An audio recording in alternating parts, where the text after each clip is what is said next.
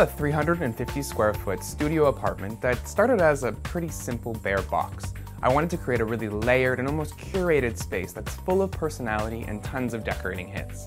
In the living area, I started with the bigger pieces first. This slip-covered tuxedo-style sofa is perfect for the space because it's still streamlined, but also quite light and airy. I then added some additional seating. This great rocking chair, which is a vintage piece, is a nice warm accent, as well as this linen chair.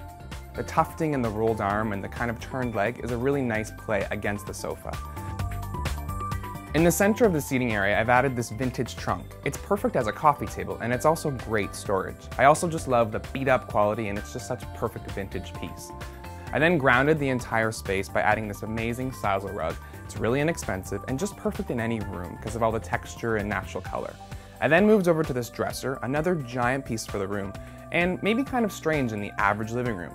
But in a studio apartment where storage is key, this piece is perfect because of all the amazing storage. The surface of this large dresser is a really great spot to style and add personal objects. The homeowner can also interchange these things in different seasons, and just the layering gives this room a lot of character.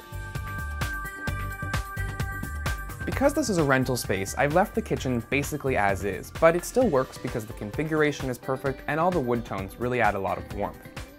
I did, however, add an island with a worn marble top. It's a great place for dining, and there's actually extra storage underneath. To unify these two spaces, I've created this wall of drapery that kind of really echoes the wall color as well. The look is great, and it's also just more uniform and more consistent. Because this is a tiny studio apartment, the bed area is really open to the rest of the living space, so it needed to be decorated at the same level. I started with this great 4-poster bed. It's a big size, but the vertical height almost creates its own sense of space and a bedroom area, really. I then layered up the bedding in the same way that I decorated the rest of the space, by just adding texture and color and pattern. I started with the basics, a great white duvet cover, white sheets, and a charcoal coverlet.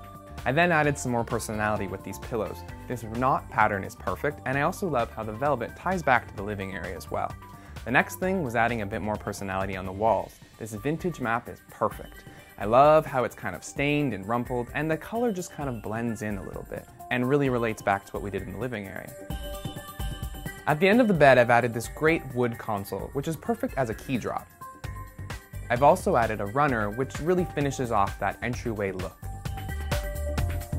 Now, because this is such a small space, the key was to create dedicated zones that don't sacrifice function.